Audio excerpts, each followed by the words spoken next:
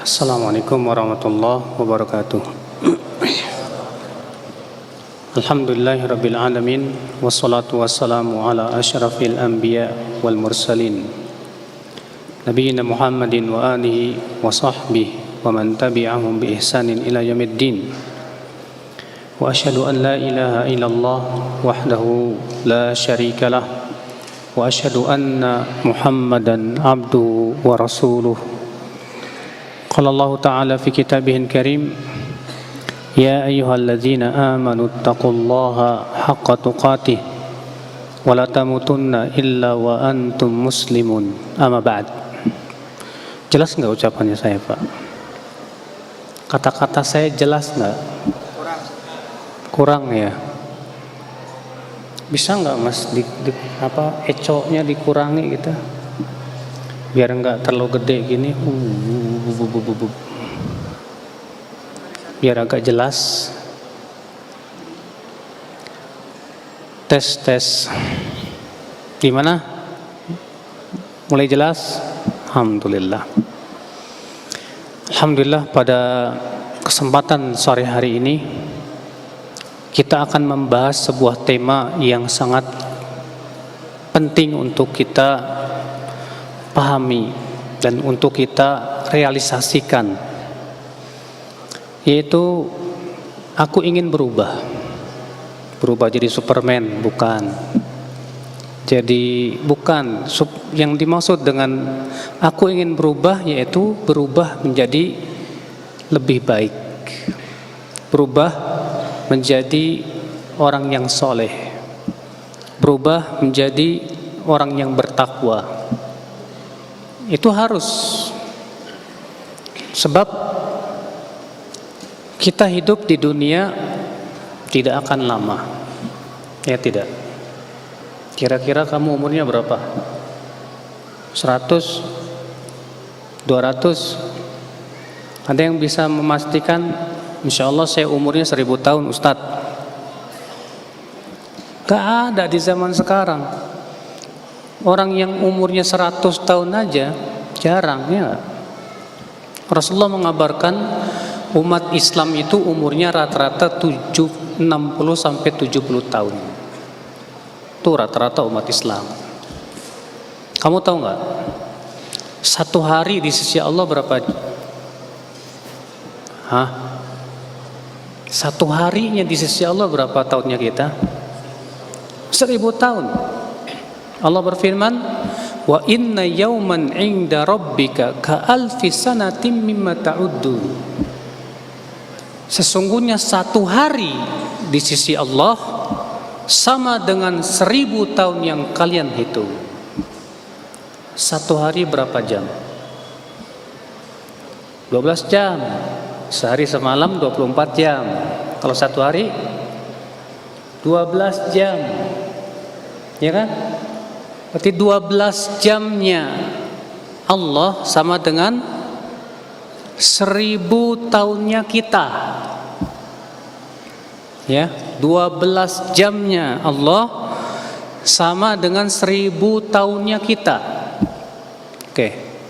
Sekarang kalau kamu umurnya 60 tahun. Katakanlah kamu umurnya berapa? 60 tahun. Berarti kita berapa jam di sisi Allah? 12 jamnya Allah sama dengan 1000 tahun kita. Kalau kita hidup 60 tahun, berapa? Nggak sampai 1 jam kan? Nggak sampai 1 jam.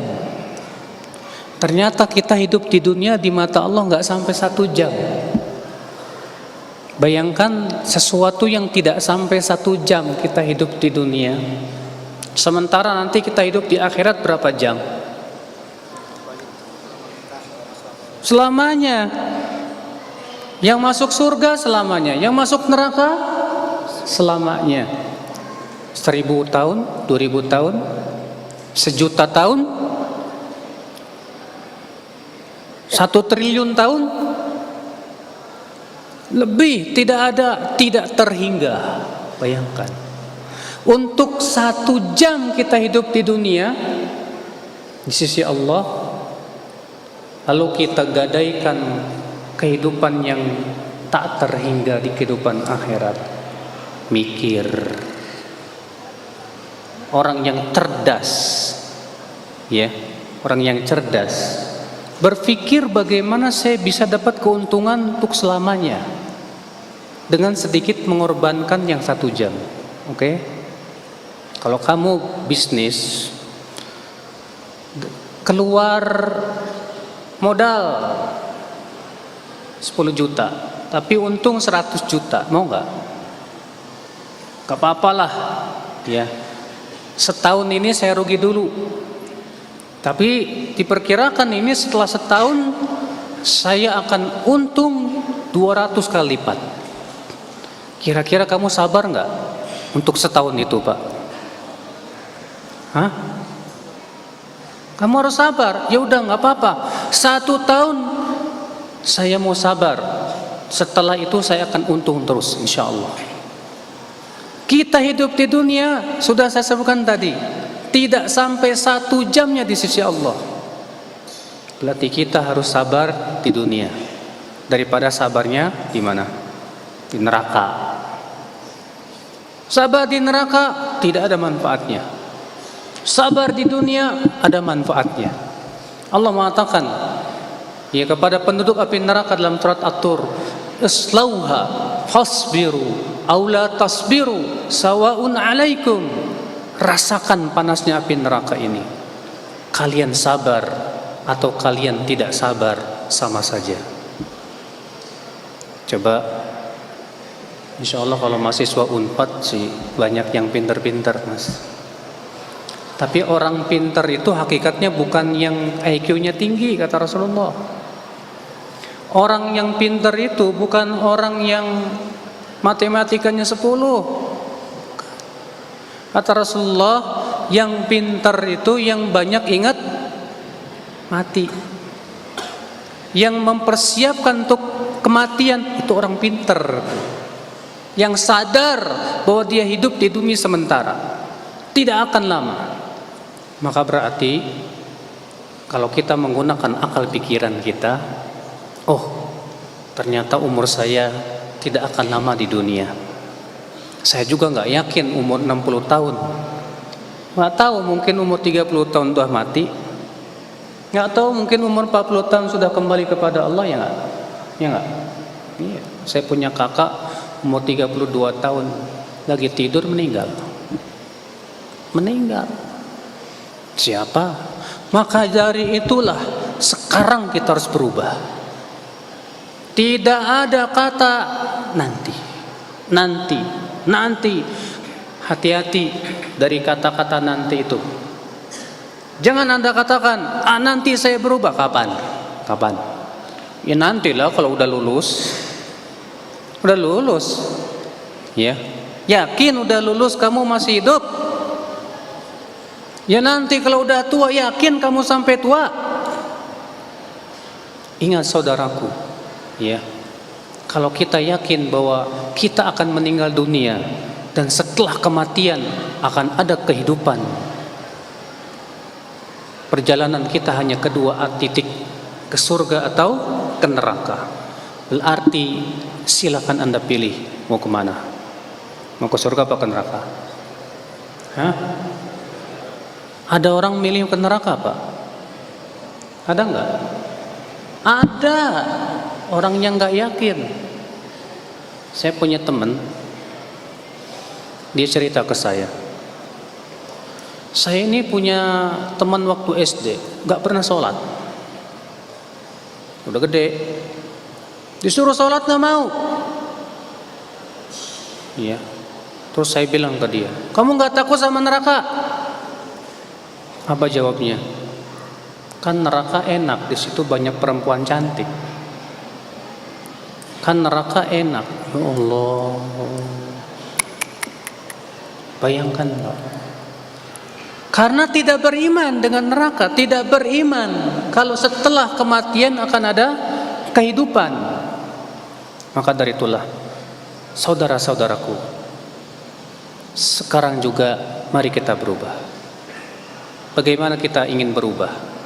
Siapapun yang ingin berubah, maka hendaknya perhatikan perkara-perkara berikut. Iya, saya ingin berubah, saya juga ingin berubah, Pak. Oh, Ustadzmu udah soleh, kata siapa? Saya ingin terus berubah menjadi lebih baik, ya kan? Iya. Kalau kamu sudah, masya Allah, alhamdulillah Ustadz, saya sih udah sholat 5 waktu, cukup? Nggak cukup. Alhamdulillah Ustadz, saya bukan hanya sholat 5 waktu, saya puasa sunnah, sholat sunnah, cukup? Belum cukup. Ya. Alhamdulillah Ustadz, saya sudah hafal Quran, cukup? Belum cukup. Kapan cukupnya dong Ustadz? Sampai kamu yakin masuk surga. Ya enggak? Karena orang yang hafal Quran belum tentu masuk surga, belum. Buka surat Al-A'raf ayat 175. Allah mengatakan tentang kisah orang yang disebut yang namanya Bal'am. Hafal Taurat, bayangkan di luar kepala. Allah ajarkan ayat-ayatnya. Allah mengatakan, "Watlu 'alaihim naba'al ladzi atainahu ayatina fansalakha minha fa'atba'ahu syaitan fakana minal ghawin." Walau syi'na la rafa'nahu biha walakinnahu akhlada ilal ardi wattaba'a hawa. Bacakan kepada mereka ya Muhammad tentang kisah orang yang telah kami ajarkan ayat-ayat kami kepadanya. Namanya Bal'am. Dia hafal Taurat. Dia menguasai ayat-ayat Allah. Apa yang terjadi? Fansalakha minha, ia pun lepas dari ayat-ayat Allah. Fa'atba'ahu syaitan, setan pun mengikutinya. Fakana minal ghawin, maka ia pun menjadi tersesat. Lalu Allah menyebutkan sebabnya kenapa tuh. Walau syi'na la rafa'nahu biha.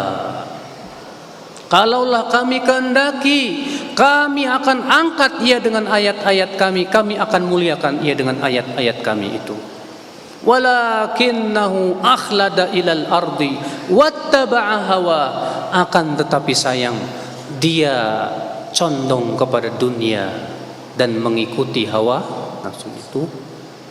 Gara-gara condongnya ke dunia, gara-gara ngikutin hawa nafsu, akhirnya ayat-ayat Allah yang sudah dia kuasai tidak ada manfaatnya. Maka dari itulah saudaraku, kita harus berubah. Anda yang sudah berubah harus terus berubah kepada yang lebih baik. Jangan sampai Anda yang sudah berubah kembali menjadi seperti semula. Tidak, kita tidak inginkan seperti itu. Saudaraku, lalu bagaimana supaya saya terus berubah? Saya ingin berubah. Ketahuilah saudaraku, modal utama Anda adalah keinginan dulu. Kalau Anda tidak punya keinginan berubah, sulit untuk berubah. Tapi kalau Anda sudah ada keinginan, maka kuatkanlah keinginanmu. Manusia, Al-Imam Ibnu Qayyim rahimahullah berkata, manusia itu mempunyai dua kekuatan. Manusia mempunyai dua kekuatan. Apa itu? Yang pertama kuwatul iradah, kekuatan keinginan. Ya. Yang kedua kuwatul ilm, kekuatan pengetahuan. Ingat Pak, manusia diberikan oleh Allah akal tidak? Iya, ini keistimewaannya manusia. Manusia itu lebih istimewa daripada binatang ternak. Kenapa? Kalau binatang ternak tidak punya otak, ya enggak? Sedangkan manusia punya otak, dikasih oleh Allah akal pikiran.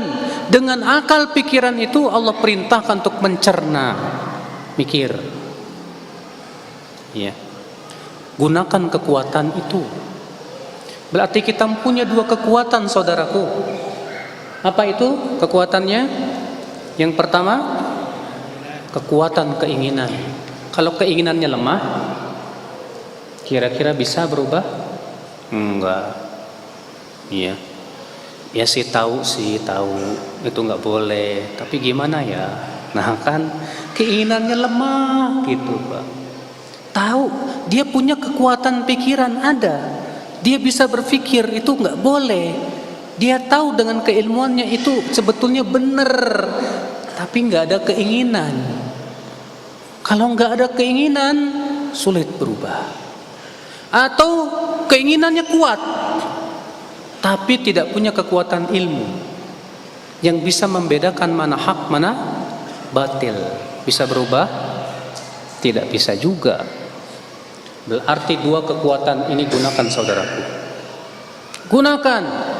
Sekarang saya mau tanya sama kalian, ada nggak keinginan berubah? Ada? Berapa persen? 25%? 50%? Ya alhamdulillah baru 25% Ustadz, gak apa-apa deh. Tingkatkan terus. Keinginan itu harus terus dipompa. Saya harus bisa. Kenapa saya tidak bisa? Saya bisa. Setiap manusia diberikan oleh Allah kemampuan, ya enggak? Tidak ada istilah manusia yang berkata, oh saya tidak mampu. Enggak mampu? Ajib. Tidak ada istilah kata tidak mampu saudaraku. Semua manusia diberikan oleh Allah kemampuan, kekuatan. Anda bisa, maka kuatkan keinginan Anda dulu. Kalau Anda sudah punya keinginan, kuatkan keinginan Anda terus, sehingga betul-betul menjadi tekad bulat dalam hati kita. Ya, makanya saudaraku sekalian, sekarang saya mau bertanya, bagaimana sih caranya menguatkan keinginan? Ada yang tahu bagaimana caranya menguatkan keinginan?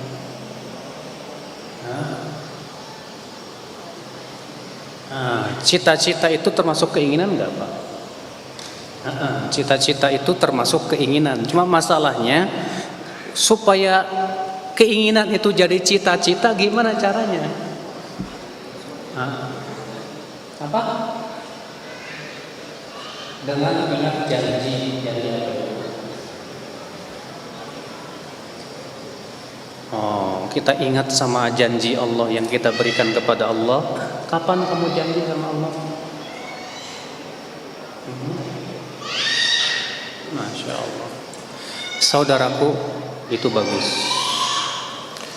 Tapi ada sesuatu yang insya Allah menguatkan keinginan. Apa itu? Berpikir. Kalau kamu, saya berikan contoh. Kalau kamu ngelihat cewek cantik, cantik, kemudian kamu pikirkan, aduh, andai, pasti ada keinginan. Ketika pikiran lagi terus berpikir, keinginan akan terus semakin kuat. Pengen deketin, Kenapa ada keinginan dan semakin kuat pikiran akan semakin kuat apa? Keinginan. Ya. Kalau Anda gunakan pikiran Anda untuk memikirkan tentang kehidupan akhirat, tentang tujuan hidup saya, kemana saya mau pergi ini, kenapa saya hidup di dunia, Anda terus berpikir, siapa pencipta langit dan bumi yang begitu besar dan luar biasa ini? Anda terus berpikir, kemudian bagaimana saya bisa mendapatkan kebahagiaan saya? Anda terus berpikir. Makanya Allah selalu menganjurkan supaya hamba-hambanya berpikir, ya enggak? Allah mengatakan inna fi khalqis samawati wal ardi laayatil wa ikhtilafil laili wan nahari laayatil liulil albab. Sesungguhnya dalam penciptaan langit dan bumi dan pergantian siang dan malam sungguh terdapat tanda-tanda kebesaran Allah bagi siapa? Bagi orang yang nih. Makanya pikirannya jangan cuma mikirin makan tok, Mang. Ya, ini dipikirinnya cuma makanan aja. Pikirannya cuma pengen ya dunia saja, enggak. Sekali-kalilah merenung tentang kehidupan kita. Kemana kita akan berjalan? Disuruh kita berpikir. Allah mengatakan di situ, sesungguhnya dalam penciptaan langit dan bumi, pergantian siang dan malam, sungguh terdapat kebesaran Allah bagi orang yang punya pikiran. Siapa dia? Yaitu orang yang senantiasa mengingat Allah di saat ia berdiri, di saat ia berduduk, dan di saat ia berbaring. Lalu ia memikirkan tentang penciptaan langit dan bumi. Hasilnya apa? Hasilnya dia berkata, Rabbana ma khalaqta hadza batila. Ya Tuhanku, tidaklah Engkau ciptakan semua ini sia-sia. Maha suci Engkau ya Allah. Pelihara aku dari adab api neraka. Itulah hasil dari apa? Berpikir. Makanya Allah lebihkan manusia di atas binatang dengan apa? Akal, pikiran. Maka kalau kita ingin keinginan kita supaya lebih kuat berubah, berpikirlah Pak. Memikirkan tentang hakikat hidup kita, memikirkan siapa pencipta kita, memikirkan tentang ayat-ayat Allah dalam Al-Quran, memikirkan tentang hadis-hadis Rasulullah SAW. Kalau Anda berpikir, Anda akan semakin kuat untuk berubah. Tapi kalau Anda tidak menggunakan akal pikiran Anda tidak akan bisa berubah. Ustadz, dari mana kita tahu bahwa pikiran itu kekuatan untuk bisa berubah? Ya, Al-Imam Ibnu Qayyim rahimahullah dalam kitab Madarijus Salikin berkata, dalam kitab Miftah dari Sa'adah, aslu kulli khairin wa aslu kulli syarrin al-fikru. Asal segala kebaikan dan asal segala keburukan adalah pikiran. Apa? Pikiran. Kalau Anda pikirannya buruk, akan muncul keinginan berbuat buruk. Ketika keinginan berbuat buruk sudah sangat kuat, Anda yakin berbuat buruk. Ya. Sahih. Kalau Anda berpikir tentang kebaikan, kemana saya akan berjalan, ke surga atau ke neraka? Anda berpikir, saya tidak ingin masuk neraka, saya takut api neraka. Anda akan punya keinginan untuk berubah, saya ingin beramal soleh. Ketika keinginan semakin kuat, Anda akan beramal soleh. Iya. Maka dari itulah saudara-saudaraku sekalian, ya, jadi supaya keinginan kita kuat, gunakanlah akar pikiran kita untuk hal-hal yang bermanfaat. Gunakan. Ya. Sayang, IQ Anda tinggi, pintar, Masya Allah, bisa masuk PTN, tapi pikirannya cuma sebatas perut sama kemaluan. Rendah. Ya. Itu pikiran udang, Pak. Tahu nggak pikiran udang? Kan orang nyebutnya otak udang lu. Memang otak itu mestinya apa? Ya kotoran.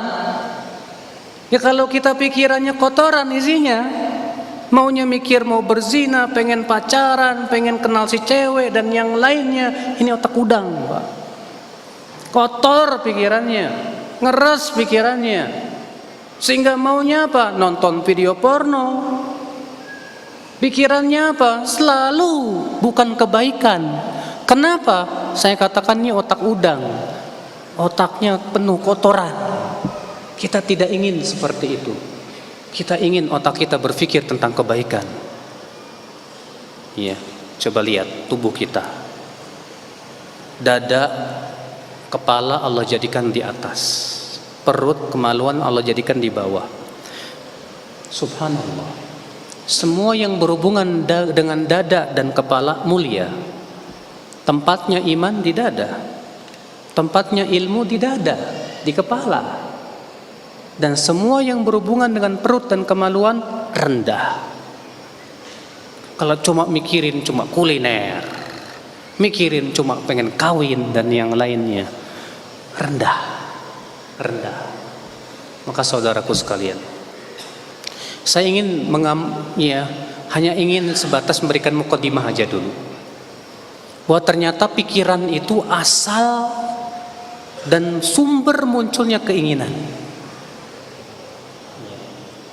Maka ketika keinginan kamu sudah kuat, saudaraku, maka gunakanlah kembali akal Anda untuk mencermati ayat-ayat Allah Subhanahu wa taala, supaya Anda menggunakan kekuatan yang kedua, kekuatan ilmu pengetahuan.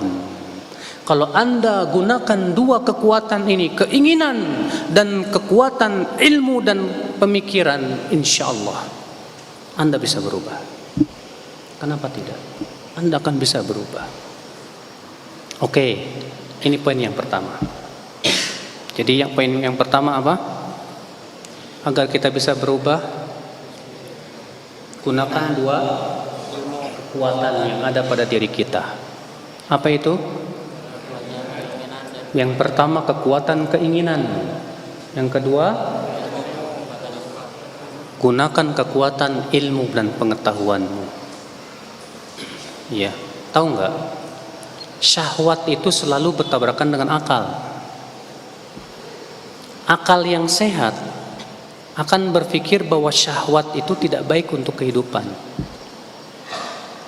Maksudnya selalu ngikutin syahwat gitu loh.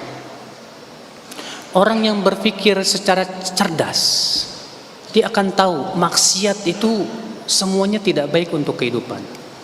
Zina, kalau kita pikirkan dengan cerdas, zina itu banyak sekali mudaratnya, selain menimbulkan berbagai macam penyakit. Ya. Orang yang cerdas berpikir riba. Kenapa Allah haramkan riba? Dia berpikir. Kenapa Allah mengharamkan mencuri? Insya Allah semua orang bisa tahu mencuri itu tidak bagus. Kenapa Allah mengharamkan semua yang diharamkan oleh Allah Subhanahu wa taala? Orang yang cerdas berpikir, Pak. Kenapa? Iya. Pasti di sana ada mudarat yang sangat besar. Ya tidak? Orang yang cerdas berpikir, Pak, kenapa Allah memerintahkan kita salat? Memerintahkan kita zakat, puasa, haji, zikir dan yang lainnya. Orang yang cerdas akan berpikir, karena itu manfaat untuk hati kita dan kehidupan kita, itu untuk kebahagiaan kita. Masya Allah. Makanya Islam turun untuk orang yang berpikir, tidak turun untuk orang gila. Maka pertanyaan saya, sudahkah kita menjadi orang yang berpikir? Tentu berpikir untuk hal-hal yang bermanfaat. Ya, ikhwatal Islam. Jadi ini yang pertama, supaya kita berubah, gunakan dua kekuatan yang kita miliki. Setiap kalian semua punya dua kekuatan ini. Kekuatan keinginan dan kekuatan apa? Kekuatan ilmu pengetahuan. Insya Allah. Sekarang kita masuk perkara yang kedua. Apa bekal supaya saya bisa berubah, Ustaz? Baiklah saudaraku, tadi saya sebutkan bahwa setiap manusia itu punya dua kekuatan. Ini sebetulnya kekuatan yang ada pada dalam diri kita. Tapi dua kekuatan ini butuh kekuatan di luar. Sumber kekuatan di luar ini pun juga sangat berpengaruh, karena manusia itu makhluk sosial. Ya tidak? Bukan sosial, Pak. Ya. Makhluk sosial. Artinya manusia itu tidak bisa hidup sendiri. Dia butuh teman. Manusia itu sangat terpengaruh oleh teman. Ya tidak? Siapa di antara kalian yang tidak punya teman? Saya yakin semua kalian punya teman kan? Teman itu hiasan dalam hidup, tahu? Dengan adanya teman, kita Masya Allah. Ya. Ini udah masuk Isya ya? Oh ya udahlah, nanti dia habis Isya ya. Kita lanjutkan. Tes. Assalamualaikum warahmatullahi wabarakatuh. Alhamdulillah, wassalatu wassalamu ala Rasulillah نبينا محمد وآله وصحبه ومن والاه أشهد أن لا إله إلا الله وحده لا شريك له وأشهد أن محمدا عبده ورسوله وبعد. Saudara-saudaraku sekalian, tadi yang pertama, agar kita bisa berubah menggunakan kekuatan yang ada pada diri kita. Kekuatan yaitu keinginan dan kekuatan ilmu pengetahuan. Yang kedua yang baru kita akan bahas, kekuatan yang ada di luar, yang mendukung kekuatan yang ada pada dalam diri kita. Karena manusia ini, sudah saya sebutkan tadi, tidak mungkin hidup sendiri. Dia makhluk sosial. Maka dia butuh apa? Yang pertama teman.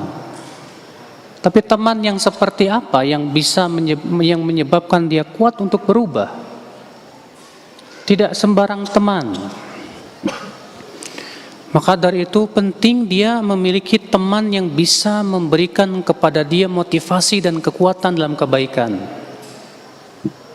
Ya. Oleh karena itulah Rasulullah SAW mengingatkan masalah ini. Kata Rasulullah, al-mar'u ala dini khalilih. Seseorang itu di atas agama temannya. Tuh lihat. Seseorang di atas agama siapa? Temannya. Falyanzur ahadukum ila man yukhalil. Maka hendaklah seseorang melihat dengan siapa dia berteman. Subhanallah. Banyak pemuda-pemuda zaman sekarang ingin disebut gaul, Pak. Gaul. Saya nggak mau eksklusif lah, saya pengen gaul. Tapi salah gaul.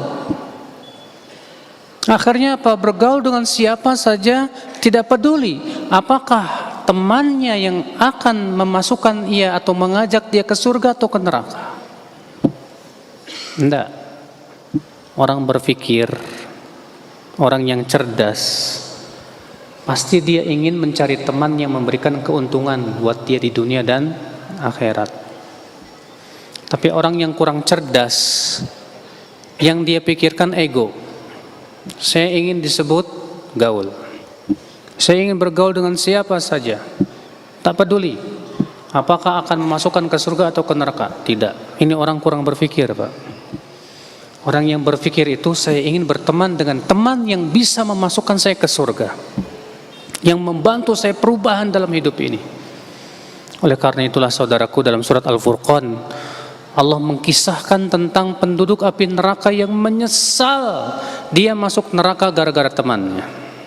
Allah berfirman, qala ya wailata laitani lam attakhidh fulanan khalila laqad adallani 'anidz dzikri ba'da idz ja'ani. Ia berkata, aduh andaikan aku tidak menjadikan si fulan sebagai teman dekat, teman akrab saya. Sungguh ia telah menyesatkan saya setelah datang kepada saya peringatan.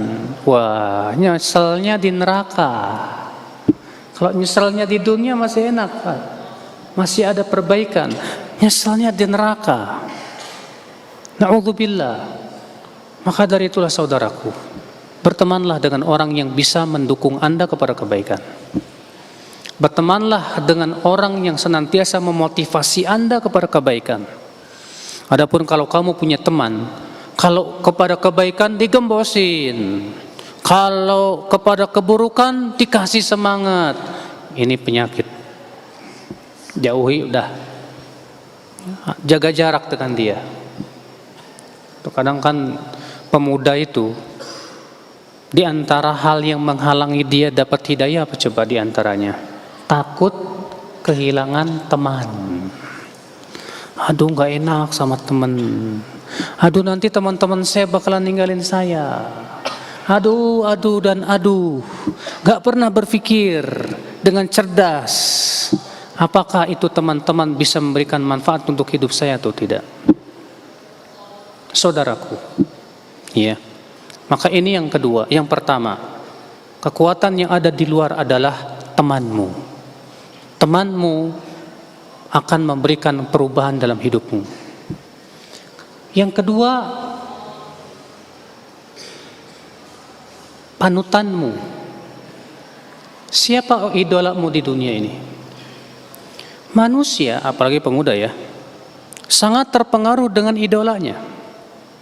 Tuh lihat, orang yang mengidolakan bintang sepak bola, gayanya itu kayak bintang sepak bola, Pak. Kamu bintang sepak bola siapa? Ruud Gullit.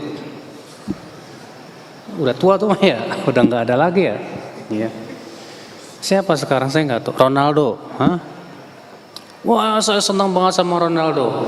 Sampai gaya bajunya, nomor kaosnya, pokoknya senang saya. Kenapa? Karena dia idolamu. Kamu idolamu siapa? Saya punya idola bintang film atau bintang penyanyi. Biasanya pemuda-pemuda yang mengidolakan bintang film, bintang penyanyi, ataupun siapapun dia akan berusaha mengikuti gaya dia, ya enggak? Ya. Oleh karena itulah saudaraku, kalau kita ingin berubah, kita harus punya panutan yang benar. Siapa yang kita jadikan idola dalam hidup kita? Jangan salah mengidolakan. Soalnya idola itu kebawa sampai kiamat. Kok bisa gitu? Ya, dengerin hadisnya. Hadis itu diriwayatkan Muslim dalam sahihnya. Ada seorang laki-laki berkata kepada Rasulullah, "Ya Rasulullah, al-mar'u ahabba qauman walamma yalhaq bihim." Hai Rasulullah, ada orang yang mencintai suatu kaum tapi ia tidak bertemu dengan kaum itu. Bagaimana ya Rasulullah? Apa kata Rasulullah? Al-mar'u ma'aman ahab yaumal qiyamah. Seseorang itu akan bersama yang ia cintai pada hari kiamat. Jadi kalau kamu idolanya siapa? Dengan dialah kamu akan dikumpulin. Kalau kamu idolanya, oh saya idolanya Nabi Muhammad SAW. Itu idola saya, panutan saya. Jujur, ya akan terlihat dia berusaha untuk berpakaian seperti pakaian Rasulullah. Dia akan berusaha untuk punya gaya seperti gaya Rasulullah. Cara nyisirnya ngikutin cara nyisir Rasulullah. Cara bicaranya ngikutin cara bicara Rasulullah sallallahu alaihi wasallam. Maka ini insya Allah selamat di hari kiamat ketemu Rasul. Makanya ini kekuatan panutan. Allah Subhanahu wa taala mengutus para rasul dijadikan akhlaknya luar biasa. Tidak ada akhlak yang paling hebat dari akhlak Rasulullah SAW. Bahkan Rasulullah fisiknya tidak ada yang bisa mengalahkan. Kekuatan fisik Rasulullah SAW. Tangan kanan Rasulullah sama dengan 40 ekor unta. Satu ekor unta kekuatannya berapa laki-laki biasa, Pak? Rasulullah punya kekuatan bersetubuh sama dengan kekuatan 30 laki-laki biasa. Kekuatan yang dahsyat luar biasa. Makanya kalau kita pelajari hidup Rasulullah, sudah sangat pantas Rasulullah kita jadikan sebagai suri tauladan, Pak. Cuma masalahnya itu, kita lebih senang baca komik daripada baca sirah Nabi, ya. Iya. Baca komik, dibaca sampai-sampai yang jadi idola dia tokoh komik, gimana? Nggak bagus, Pak. Jadikan idola kita Rasulullah, Abu Bakar, Umar. Saya ini kok senang banget sih Ustadz sama Imam Bukhari, luar biasa Imam Bukhari itu hafalannya, Masya Allah. Akhi, kalau Anda mencintai ulama, Anda akan berusaha mengikuti mereka. Kalau Anda mengidolakan seorang ulama, Anda akan berusaha mengikuti bagaimana petunjuk hidup mereka, insya Allah. Karena mencintai ulama itu menimbulkan ibadah. Sedangkan mencintai pendurhaka itu pasti akan menimbulkan maksiat. Ustadz, idola saya Fir'aun. Waduh. Masa Fir'aun jadi idola? Nggak salah. Ini Pak, gara-gara salah baca Pak. Iya. Maka dari itulah saudaraku, ini dua kekuatan yang ada di luar kita. Teman dan panutan. Siapa panutan Anda? Maka jadikan panutan Anda yang benar, supaya Anda terbimbing oleh panutan Anda supaya bisa berubah insyaallah. Ini yang kedua.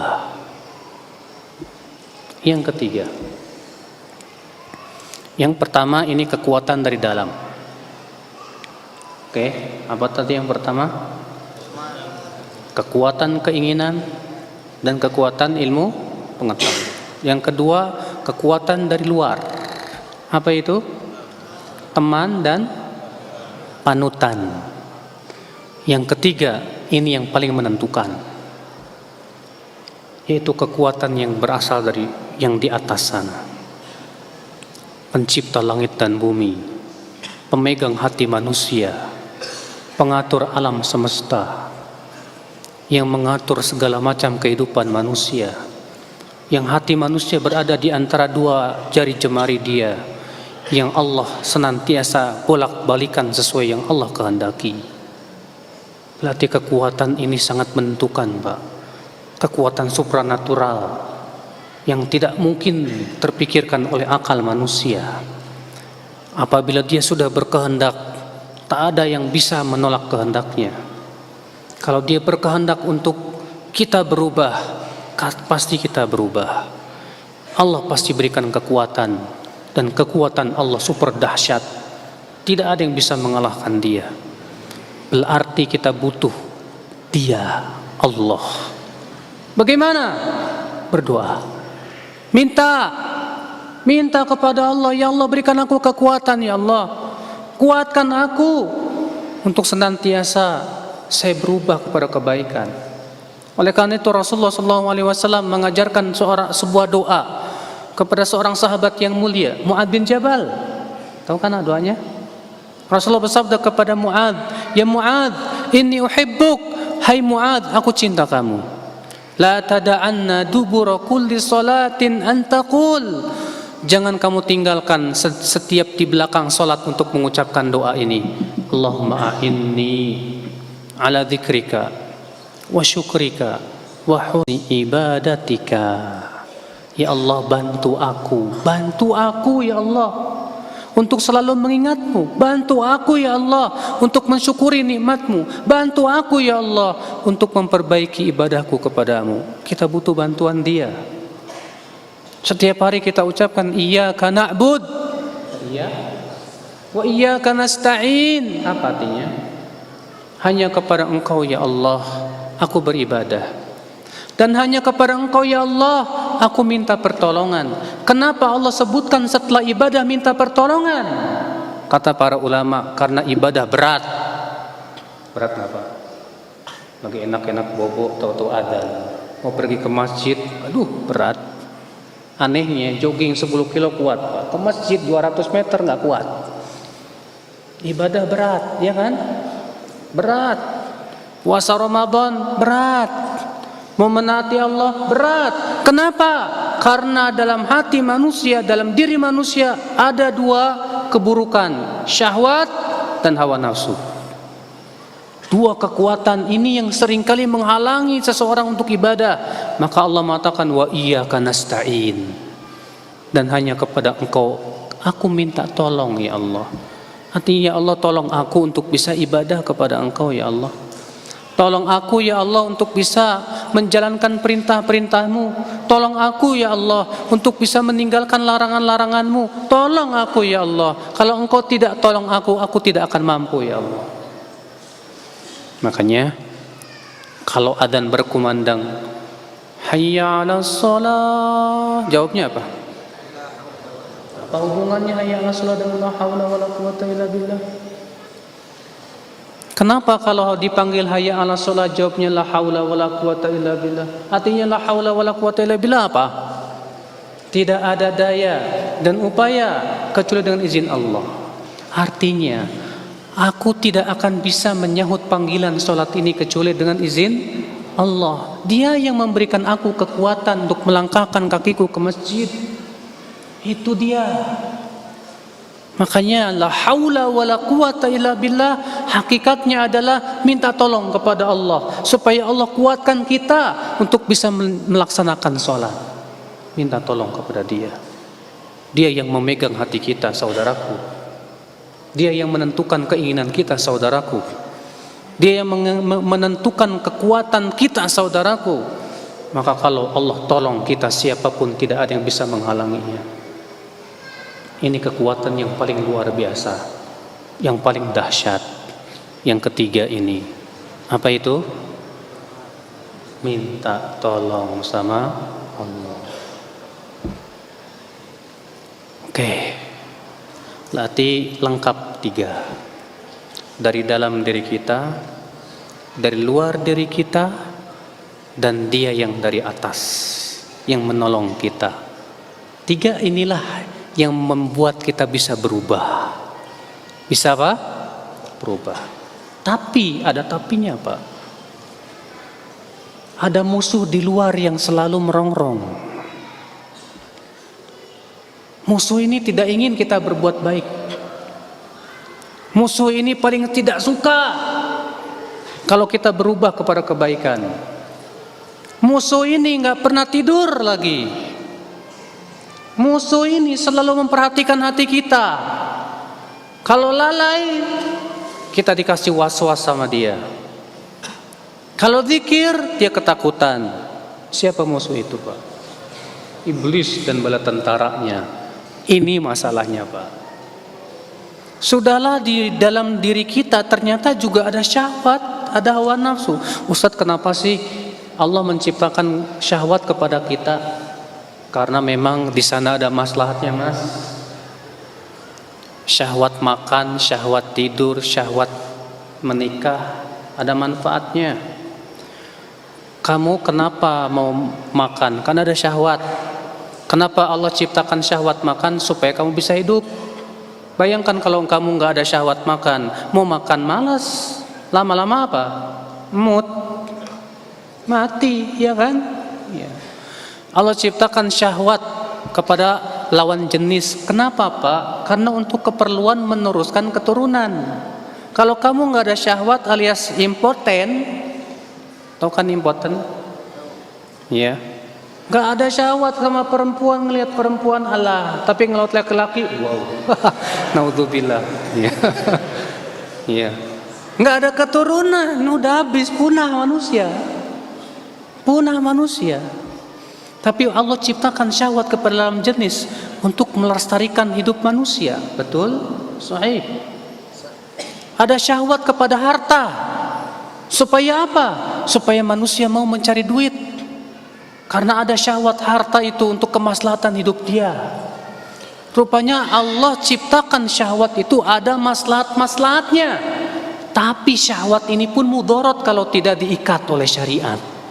Maka Allah turunkan syariat untuk meluruskan syahwat. Meluruskan apa? Syahwat. Sahih. Maka dari itulah saudara-saudaraku sekalian, di saat syahwat tidak diikat dengan syariat, yang ada malapetaka. Yang ada apa? Malapetaka. Kita punya syahwat, kita punya hawa nafsu. Sudah gitu kita punya musuh yang selalu menguatkan syahwat kita. Dia itu iblis, la'anahullah. Dia bersama teman-temannya syayatin. Dan setan itu bukan cuma jin, Pak. Manusia juga ada setannya. Ya enggak? Minal jinnati wan nas. Surat apa tuh? Masa enggak hafal? Dari setan, jin dan manusia. Saudaraku. Nah ini. Dan iblis itu sudah ada sebelum Adam ribuan tahun. Dan iblis sudah menggoda anak-anak Adam ribuan tahun. Makanya pengalaman iblis penggoda manusia super. Makanya Pak, bagaimana hebatnya iblis mengiklankan narkoba supaya laris. Padahal orang yang berakal sedikit berpikir narkoba itu apa? Hah? Berbahaya tidak? Berbahaya. Jangankan orang yang berakal, ayam, kambing, sapi yang gak berakal saja tahu itu bahaya. Buktikan, ambil heroin, kasih ayam, jago kalau dimakan. Ancam tuh ayam pakai pisau, yam, kalau lu gak makan, saya sembelih kamu. Gak bakalan mau. Padahal ayam nggak punya otak, Pak. Ya, tapi ayam punya insting. Dengan insting itu Allah berikan kepada dia untuk membedakan mana makanan yang baik, mana yang tidak baik. Itu binatang ternak. Ya akhwal Islam, saudara-saudaraku sekalian, ikhwatul Islam, azani Allah wa iyyakum. Nah inilah saudaraku sekalian. Ya.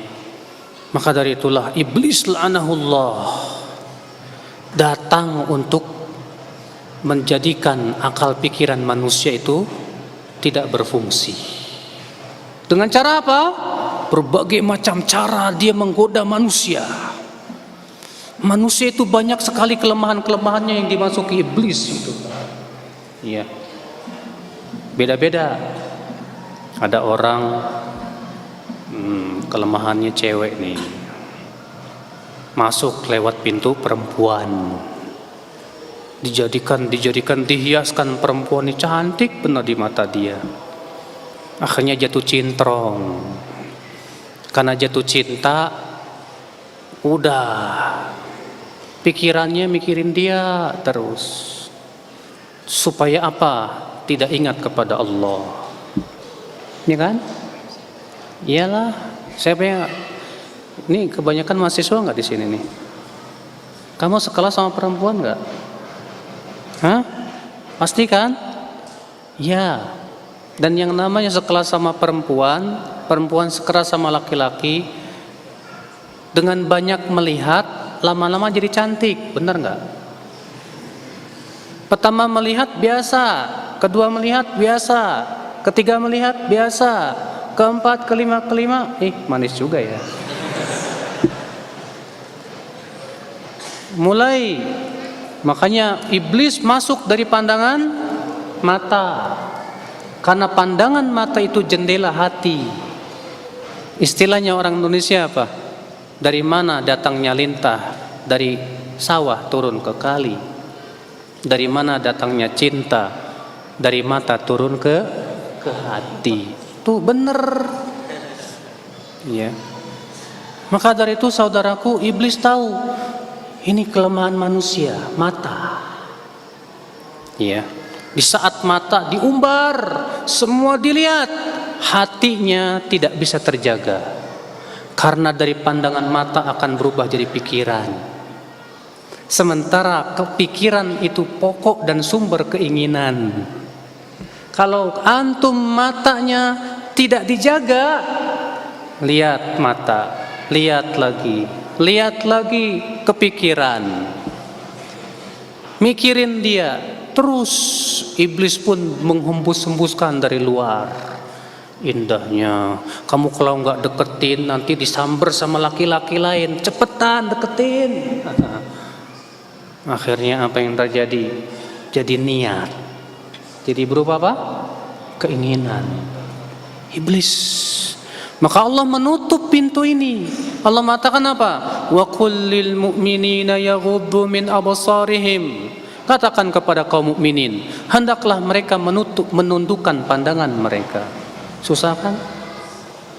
Susah enggak? Banget. Gimana enggak susah? Antum duduk di depan perempuan? Gimana enggak susah kita jalan di mana-mana makhluk halus bergantayangan? Iya. Akhwal Islam, saudara-saudaraku sekalian. Maka dari itulah ya akhi, berarti kita harus menghadapi musuh ini, musuh dari luar ini. Caranya bagaimana, Pak? Caranya kita harus gunakan kekuatan keinginan kita dan kekuatan kecerdasan kita. Bagaimana menghadapi musuh? Sama seperti antum misalnya ya, seorang panglima perang ketika mau melawan musuh, berarti harus punya taktik dong, ya tidak? Yang kedua, kita harus pelajari apa taktik lawan kita. Lawan punya taktik, kita harus melawan dengan taktik lagi. Iblis punya taktik, kita pun harus pelajari. Saya punya kelemahan di mana? Saya ini paling lemah. Kelemahan saya yang paling lemah adalah saya ini senang sepak bola. Hati-hati, pintu ini bisa jadi pintu iblis, Pak. Banyak pemuda-pemuda bahkan yang udah ngaji, Itu sama yang sepak bola itu, ya Allah ya Rabbi, gandrungnya minta ampun, Pak. Ya, bangun jam 2 malam ngapain? Tahajud? Bukan. Itu Liverpool lawan AC Milan itu, ya Allah. Saudaraku sekalian, akhirnya jadi pintu setan juga itu lah. Makanya saudaraku, ikhwatul Islam, azani Allah wa iyyakum. Maka inilah saudara-saudaraku sekalian, apabila kita ingin berubah, gunakanlah kekuatan-kekuatan tadi. Jangan Anda katakan, saya tidak mampu. Tidak, Anda mampu. Saya dan Anda sama-sama punya mata, punya hidung, punya mulut, bisa gerak dan yang. Anda dengan orang yang hafal Quran sama, dengan orang yang taat kepada Allah sama-sama manusia. Kalau dia mampu, kenapa Anda tidak katakan tidak mampu? Harus bisa. Tapi semuanya memang kekuatan hanya milik Allah. Maka mintalah kepada Allah Subhanahu wa taala. Semoga kita termasuk orang-orang yang bisa kuat berubah. Semoga kita termasuk orang-orang yang senantiasa diberikan oleh Allah kekuatan untuk berubah. Amin ya rabbal alamin. Siap berubah? Siap? Siap. Bismillah. Hari ini, detik ini, saya ingin berubah kepada yang lebih baik, insya Allah. Dan istiqomahlah saudaraku, dengan cara banyak-banyak duduk di majelis taklim. Ya, majelis taklim itu seperti charger buat HP. Lama-lama kalau kamu nggak pernah duduk di majelis taklim, akinya soak, baterainya mau mati. Nggak pernah ke majelis taklim, hilang sudah. Akhirnya gaulnya sama orang-orang yang nggak pernah ngaji. Akibatnya apa? Sudah, Anda akan terbawa oleh arus, entah pergi kemana. Maka dari itu wasiat Rasulullah, wasiat Allah dan Rasulnya, bahkan para ulama selalu mewasiatkan menuntut ilmu, duduk di majlis ilmu, karena itulah kekuatan kita, saudaraku. Kekuatan untuk bisa membuat hati kita selalu kembali lagi kepada Allah. Nah inilah, semoga yang saya sampaikan bermanfaat dan mudah-mudahan kita bisa merealisasikan, terutama saya sebagai pembicara. Ya, mudah-mudahan saya berdoa kepada Allah buat diri saya, buat antum semua. Semoga ya Allah, Engkau berikan kepada kami semua kekuatan untuk berubah kepada yang lebih baik. Amin ya rabbal alamin. Ada yang bertanya?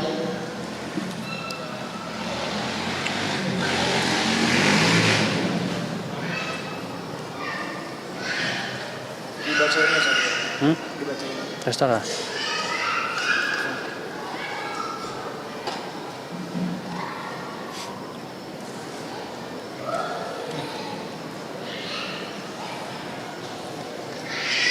Bagaimana cara kita untuk meyakini bahwa kita benar-benar sudah taubat dan yakin bila taubat kita diterima Allah?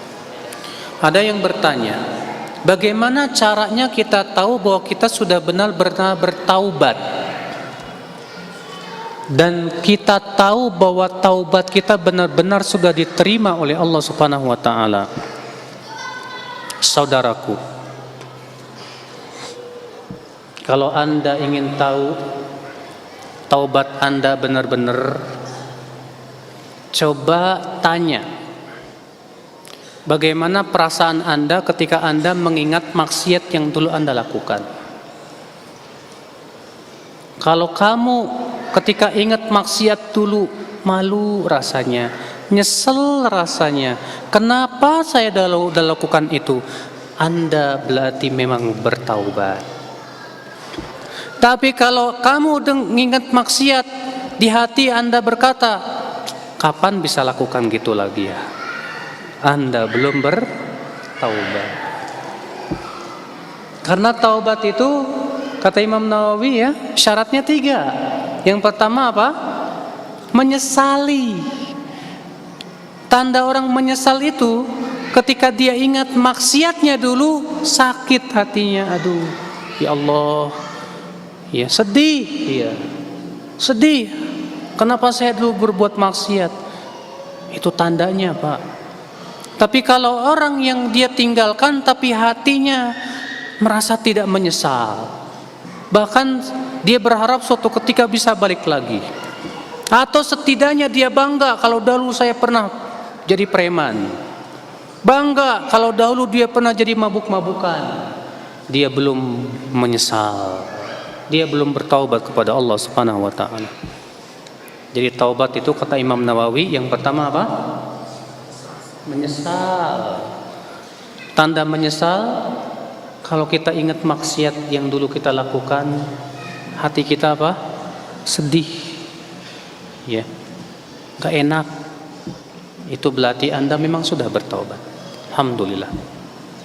Masih ada yang bertanya? Silakan.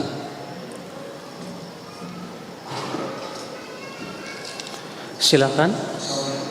Waalaikumsalam warahmatullahi wabarakatuh.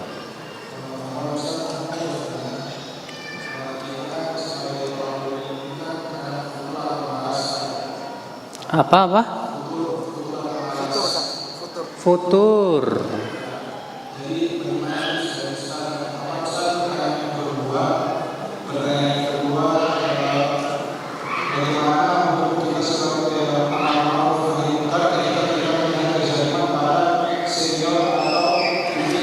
Apa sih nggak jelas? Amar ma'ruf nahi munkar kepada senior atau pimpinan, Ustaz. Bagaimana amar ma'ruf kepada senior?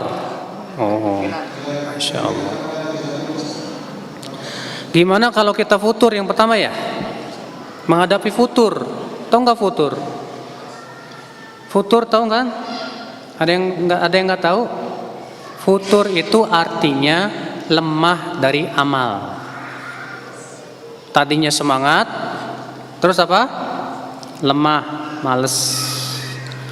Ketahuilah mas, futur ada dua macam. Futur yang bersifat parsial. Contoh, tadinya Ustadz, saya ini baca Quran semangat banget, 1 hari 2 juz. Sekarang boro-boro 1 lembar aja nggak bisa. Futur. Tapi sholat, alhamdulillah masih rajin sih. Tahajud masih rajin. Cuma futurnya baca Quran doang. Ini namanya futur parsial. Maka futur yang seperti ini lumrah dan pasti terjadi. Karena Rasulullah yang mengabarkan begitu. Kata Rasulullah, inna likulli amalin syirrah wa likulli syirratin fatrah. Setiap amal ada masa semangat dan setiap masa semangat ada masa turun. Tapi ingat, jangan sampai turun terus. Maka kata Rasulullah apa? Siapa yang masa turunnya pindah ke sunnah dapat hidayah. Tapi kalau masa turunnya pindahnya bukan kepada sunnah, binasalah dia. Ya, Ustadz, kemarin saya rajin bener semangat baca Quran Ustadz. Sekarang sudah tidak rajin lagi baca Quran, rajinnya baca koran. Wah, ini binasa nih. Ini binasa Pak. Ya. Saya kemarin Masya Allah Ustadz, yang namanya zikir itu lisan tak pernah berhenti. Tapi sekarang saya udah futur. Alhamdulillah saya rajinnya baca buku. Berarti berpindah dari sunnah ke sunnah. Maka dari itulah saudaraku, kalau kita tertimpa futur parsial seperti ini, carilah amalan lain yang Anda semangat di situ, supaya Anda berpindah dari sunnah ke sunnah. Ketika Anda futur dari baca Quran, Anda tidak futur dari membaca kitab-kitab yang bermanfaat. Ketika Anda futur dari baca kitab-kitab yang bermanfaat, Anda tidak futur dari berzikir kepada Allah Subhanahu wa taala. Terus berpindah dan terus berpindah.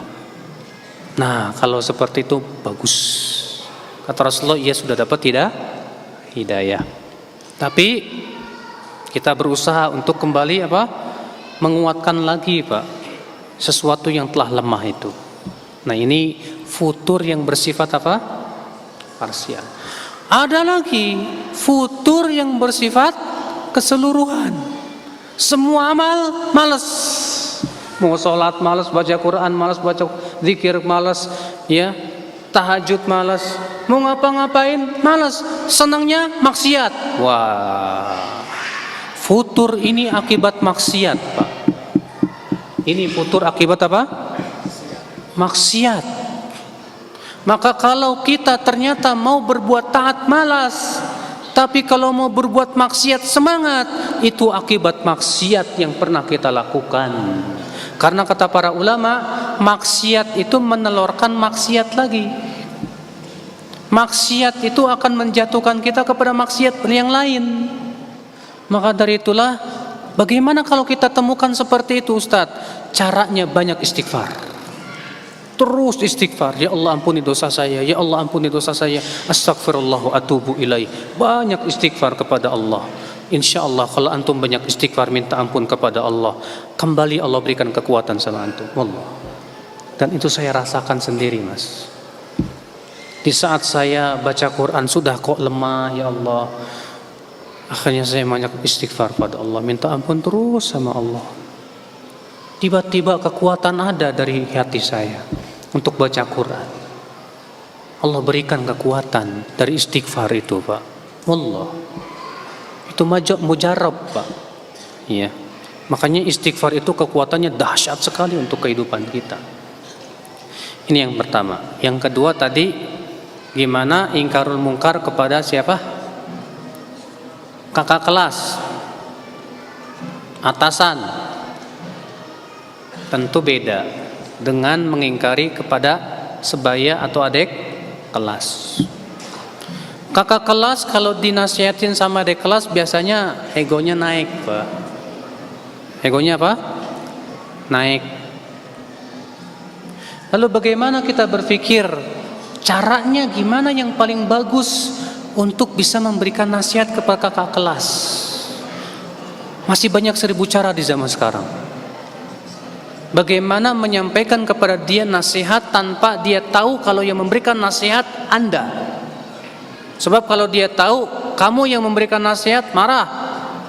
Masa adik kelas nasihatin kakak kelas, enak saja. Coba bagaimana sampaikan kepada dia dalam keadaan dia tidak tahu kalau itu dari Anda. Banyak cara kan zaman sekarang? Bisa insya Allah. Ya. Mungkin kita punya kakak kelas yang akrab sama kita, bilang kepada dia, tolong dong nasihati kakak kelas kamu, kita juga tuh yang, ya Masya Allah, tolong kasih hadiah atau yang lainnya, buku, ceramah, VCD dan yang lainnya. Jangan putus asa, insya Allah. Yang namanya hidayah terkadang datangnya setelah 100 kali usaha. Sekali gagal, 2 kali gagal, 3 kali gagal, 4 kali gagal, 5 kali gagal. Setelah 100 baru dapat hidayah. Iya, memang begitu ya. Masalahnya kesabaran untuk memberikan nasihat ini yang Masya Allah, luar biasa. Ustaz, bagaimana cara menasihati teman yang susah diajak ibadah, Ustaz? Suka nunda-nunda waktu sholat misalnya. Saya punya teman cerita ke saya tentang pengalaman pribadinya. Dia punya tetangga kalau adzan gak pernah ke masjid, Pak. Jarang sholat juga. Teman saya datang ke rumah ke tetangganya, bawa kain kapan, Pak? Bawa apa? Kain kapan? Bawa. Assalamualaikum. Salam. Kain? Enggak. Apaan tuh? Kain kapan? Ngapain lu bawa kain kapan ke sini? Mau ngingetin kamu kalau kamu nanti suatu ketika akan dibalut sama kain kapan ini. Ya Allah, kamu doain saya cepat mati? Enggak. Cuma ngingetin, kamu udah siap-siap belum buat kematian kamu? Masjid dekat nggak pernah mau sholat. Masya Allah. Dia berpikir, sadar, besoknya pergi ke masjid. Alhamdulillah. Terkadang kita pendekatan kepada orang seperti ini butuh kecerdasan sedikit. Gimana cara mendekati dia? Fahami psikologi dia apa? Ya, makanya seorang yang ingin mengajak orang lain itu penting memahami psikologi orang yang hendak diajak. Apa yang paling dia sukai? Masuklah dari pintu itu. Ya. Nah itu saudaraku. Yang dari Poka dulu, Cak. Hah? Pertanyaan dari Silakan. saya ini orang yang bandel, tapi saya mau berubah, tapi takut dibilang alim, Ustaz. Ada yang bertanya gini, saya ini bandel, pengen berubah tapi takut disebut alim. Nah, terus kalau takut maunya disebut jahil, disebut alim nggak mau, disebut jahil nggak mau, maunya disebut apa dong? Jangan. Saudaraku, kalau Anda ingin berubah, jangan Anda tengok kata orang. Orang jangan Anda dengarkan. Mereka itu manusia sama dengan Anda. Dia butuh karunia Allah sebagaimana Anda butuh pada karunia Allah Subhanahu wa taala. Dia manusia. Kenapa Anda harus takut dengan cacian dan ledekan mereka? Allah soalim. Kalau kamu dikatakan begitu, bilang, mendingan saya disebut soalim daripada so jahil. Ya akhi, saudaraku, dahulu para nabi ketika berdakwah disebut apa? Dukun, ya kan? Penyair. Rasulullah disebut dukun, Rasulullah disebut penyair, Rasulullah disebut apa lagi? Gelo, Majnun. Ya. Bayangkan, ternyata para nabi saja dicemooh seperti itu, apalagi Anda. Berarti memang orang yang ingin berubah harus siap menghadapi apa? Ujian. Ujian itu terkadang dari teman-teman kita yang merongrong kita, setan, jin dan manusia. Maka dari itulah saudaraku, berubahlah, bismillah, tawakal, minta kepada Allah. Lihatlah oleh Anda contoh orang-orang yang berubah dan mereka kuat. Ya. Kenal enggak bintang-bintang film yang sudah berubah dan hijrah? Hijrah itu ya Allah, berat mereka itu, Pak. Berat. Harus meninggalkan dunia bintang film mereka. Yang namanya bintang film udah biasa terkenal, Pak. Saya kemarin ke mana? Ke Muara Bungo, Jambi. Ditemenin sama salah satu bintang film yang udah hijrah. Itu selama di pesawat, di ini banyak yang minta selfie. Masya Allah. Untung bukan aneh yang artis gitu. Iya. Sampai ibu-ibu di pasar-pasar pengen pada selfie sama dia karena Masya Allah gitu kan. Aneh bilang, ya Allah, kasihan nih orang, kemana-mana dikenal orang. Siap nggak dia untuk hidup meninggalkan dunia sinetronnya? Tapi subhanallah dia kuat, Pak. Dia dicemooh sama teman-temannya, disebut so alim, so suci dan yang lainnya. Tapi subhanallah, Allah berikan dia terus kekuatan. Mudah-mudahan terus Allah berikan kepada dia kekuatan juga. Kalau dia bisa, kenapa kamu tidak bisa? Enggak usah khawatir disebut so alim. Enggak usah khawatir. Iya. Karena sesungguhnya kalau kamu disebut so alim karena kamu hijrah, karena kamu berusaha berubah, itu tandanya Allah cinta kamu. Kok bisa? Iya. Karena Rasulullah bersabda, "Innallaha idza ahabba qauman ibtalahum." Allah kalau mencintai seseorang, Allah pasti menguji dia. Allah kalau mencintai seseorang, Allah biasanya akan menguji dia. Ujian banyak, dari teman-teman, dari keluarga, dari kerjaan dan yang lainnya. Tapi ketika Anda kuat, insya Allah, ya. Yang jelas minta tolong kepada Allah, berteman dengan teman-teman yang saleh, sering duduk di majlis taklim, itulah kekuatan buat kamu, insya Allah.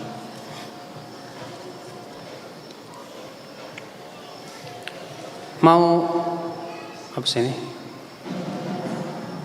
Bertanya perbedaan antara keinginan dan hidayah itu apa ya Ustadz ya?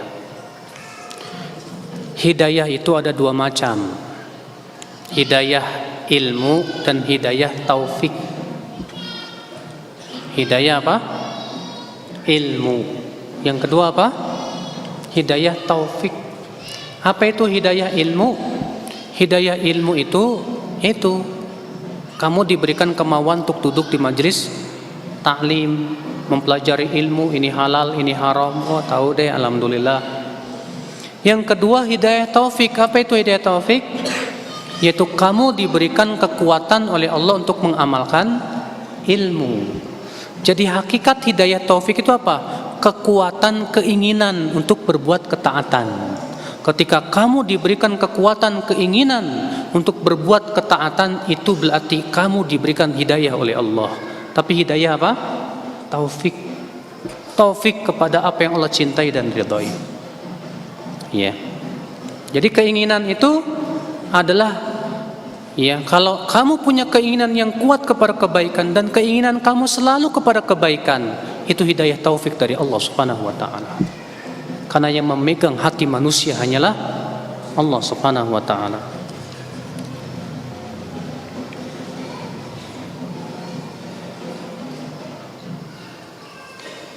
Jika saya ingin berubah dengan mulai pergi ke masjid, tapi orang-orang pergi ke masjid selalu mengasingkan saya. Karena dulu saya tidak pernah berinteraksi sama mereka karena kesibukan tertentu. Jadinya saya suka malas jika ketemu mereka. Tapi kira-kira solusinya bagaimana jika saya ingin pergi ke masjid berhadapan dengan mereka? Nah, ini yang bertanya ini saya pikir bisa berubah. Kenapa? Karena dia menyadari dirinya. Kalau sudah bisa menyadari diri itu modal, Pak. Dia berkata, saya pengen ke masjid, tapi di masjid saya diasingkan.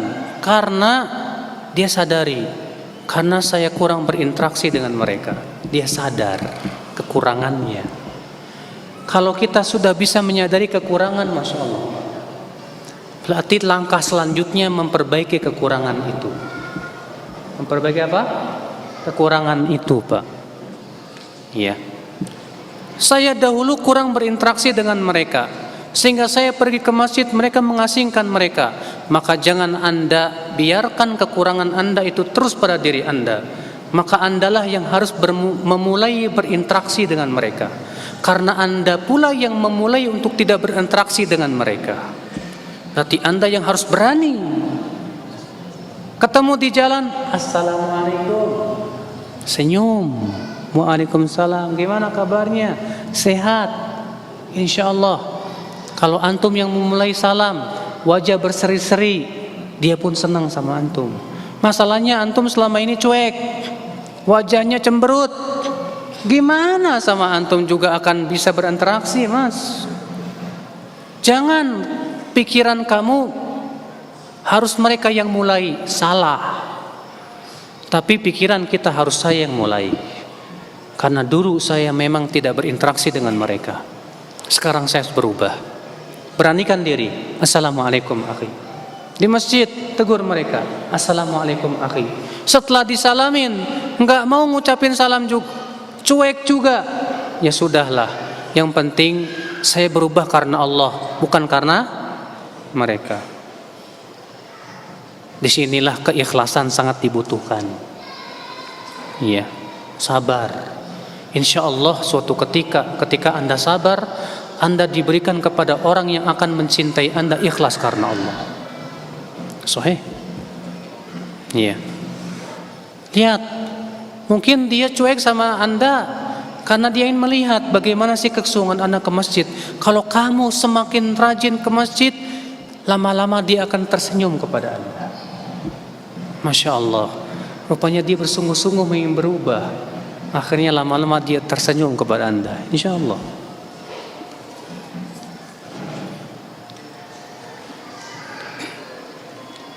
Ustaz, kenapa sih ikhwan yang baru hijrah atau sudah mulai kenal sunnah memiliki kesan yang sombong di masyarakat, di mata masyarakat yang awam atau belum mengenal sunnah? Sombong itu apa sih, Pak? Ini harus kita pahami dulu ya, Mas. Kata Rasulullah, sombong itu Menolak kebenaran, terus menganggap remeh manusia. Ada ikhwan baru ngaji sunnah, Masya Allah, ngelihat orang yang belum ngaji, ngelihat orang yang baru ngaji, Allah, junior saya senior. Bener nih, sombong nih, bener Pak. Dan biasanya Pak, orang sombong itu karena cetek ilmu. Lihat aja yang baru belajar silat, biasanya petantang petenteng Pak. Tapi kalau udah ban hitamnya nggak petantang petenteng, biasa aja. Yang petantang petenteng tuh biasanya ban putih, ban serep. Yang baru-baru belajar. Sama ini juga. Kalau baru-baru ngaji biasa petantang petenteng dulu. Wih, sunnah nih, udah hijrah nih, gitu kan? Iya. Kenapa? Karena kekurangan ilmu, masih dangkal ilmunya. Iya. Tapi kalau kamu lihat mereka yang udah lama ngaji, insya Allah enggak. Iya. Tapi kalau ada orang yang udah lama ngaji kok sombong juga, penyakit itu Pak. Penyakit dari iblis. Iya. Maka dari itu saudaraku, kalau kamu melihat ada orang yang udah ngaji sunnah kok kesannya sombong sama masyarakat awam, artinya dia tidak mau gaul, tidak mau bercampur baur dan yang lainnya. Jangan itu jadikan panutanmu.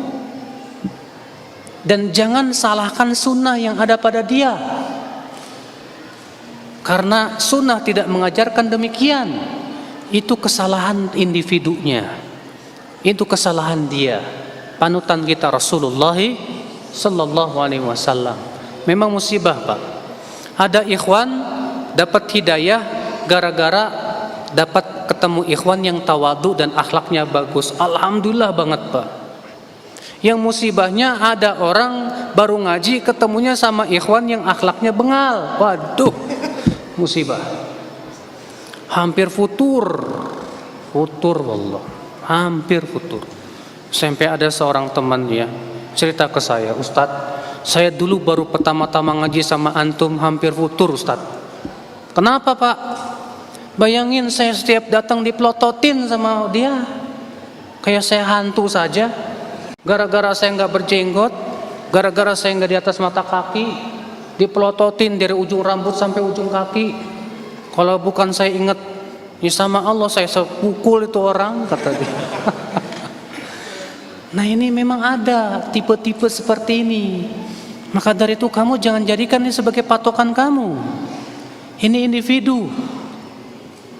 Ya, masih banyak insya Allah mereka-mereka yang tawadu, yang akhlaknya bagus, yang mereka berbaur dengan masyarakat, yang mereka tidak eksklusif insya Allah. Kalaupun ada yang eksklusif, mungkin dia eksklusif karena tidak ingin berbuat maksiat. Kenapa? Kemampuan manusia dalam bergaul itu berbeda-beda. Ada yang masya Allah pandai dia bergaul, pandai dia memberikan warna di masyarakat. Ada lagi orang yang kurang bisa bergaul. Kalaupun bergaul, dia akan terwarnai oleh masyarakat yang buruk. Sehingga akhirnya dia memilih untuk tidak bergaul. Seperti ini pun tidak disalahkan Mas. Masing-masing orang sesuai dengan kemampuan masing-masing. Yang penting bagi kita adalah saya ingin berubah karena Allah, bukan karena siapa-siapa. Keikhlasan sangat penting Mas, ya, dalam perubahan dalam hidup kita.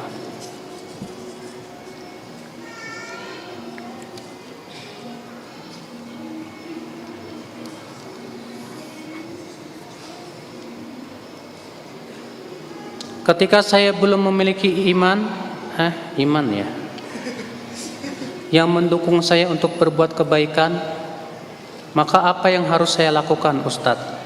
Tetap berbuat kebaikan. Oh teman, ketika saya belum memiliki teman yang mendukung saya untuk berbuat kebaikan, maka apa yang harus saya lakukan?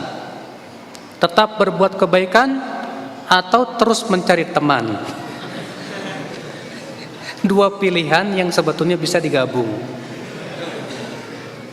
Iya, dua pilihan yang bisa digabung sebetulnya.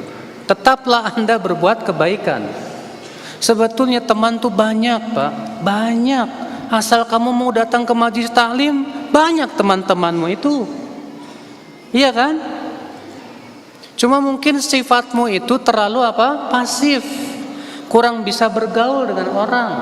Ketika duduk di majelis taklim udah minder duluan. Berjenggot. Saya bisa apa ya? Aduh. Akhirnya apa? Gara-gara dihantui pikiran, setan masuk dari situ. Ya. Akhirnya perlahan-lahan mundur. Salah. Teruslah berbuat kebaikan dan cari teman, insya Allah Anda akan dapatkan. Ya. Terus datangi majlis-majlis taklim. Karena memang untuk mencari teman yang sesuai dengan sifat kita lama, butuh waktu. Tidak setiap teman cocok dengan kita, benar. Karena Rasulullah bersabda, al-arwahu junudun mujannadah. Roh manusia itu bagaikan pasukan yang berpeleton-peleton. Kalau dia cocok, masuk. Kalau nggak cocok, berpisah. Memang begitu, Pak. Maka coba antum lihat, ketika antum duduk di majelis taklim, kenalannya sama orang. Ia perkenalkan, akhi, antum dari mana? Oh, dari sana, masya Allah. Iya. Setiap ketemu di majelis taklim, catat nomor HP-nya. Iya. Kita lihat, masya Allah.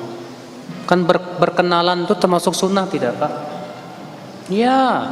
Allah mengatakan, ya ayyuhan nas, hai manusia, inna khalaqnakum min dzakari wa untha. Sesungguhnya kami telah menciptakan kalian dari laki-laki dan wanita. Wa ja'alnakum syu'uban wa qabaila lita'arafu. Dan kami jadikan kalian berbangsa-bangsa, berkabilah-kabilah agar kalian saling berkenalan. Agar apa? Saling kenalan. Ada orang, Pak, dia senang punya teman banyak. Ada orang dia maunya berteman cukup dengan 1 dan 2 orang saja. Ya, memang sifat manusia dan karakter mereka beda. Kita tidak paksakan mereka. Iya.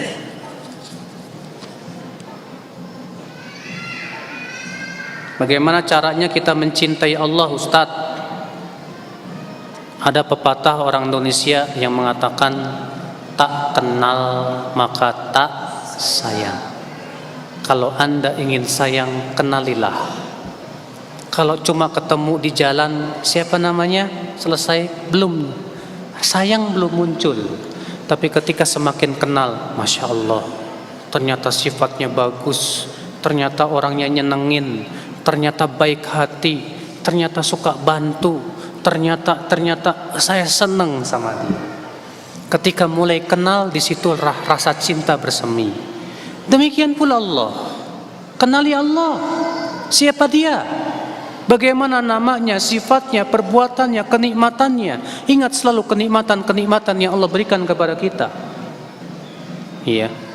Semakin kita mengenal Allah, semakin insya Allah kita akan mencintai Allah.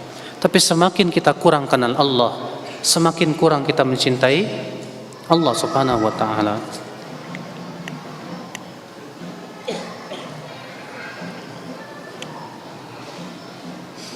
Ketika kita ingin berubah menjadi lebih baik, apakah kesalahan kita yang lampau bisa menjadi penghalang? Saya katakan, Pak, kesalahan itu sudah berkarat apa belum? Lihat kaca, cermin. Kalau ada cermin yang kena kotoran, kalau kotorannya itu baru, Anda hapus, langsung hilang nggak? Tapi kalau kotorannya udah bertahun-tahun, hilang? Belum. Harus diapain? Lama, Pak, dikerikin dulu. Demikian pula, ketika kesalahan itu sudah jadi kebiasaan, sulit sekali untuk meninggalkan kesalahan itu, Pak. Betul. Berarti kita butuh kesabaran untuk menghilangkan dari hati kita itu. Dengan cara apa? Sabar terus datang ke majelis ilmu. Sabar dengan terus banyak taubat kepada Allah. Sabar terus dengan banyak beramal soleh. Insya Allah kalau kamu sabar, bisa. Karena masalahnya karat yang sudah bertahun-tahun ini yang paling sulit sekali untuk apa? Ya, dihilangkan itu yang akal Islam. Saudara-saudaraku sekalian. Waalaikumsalam. Silakan.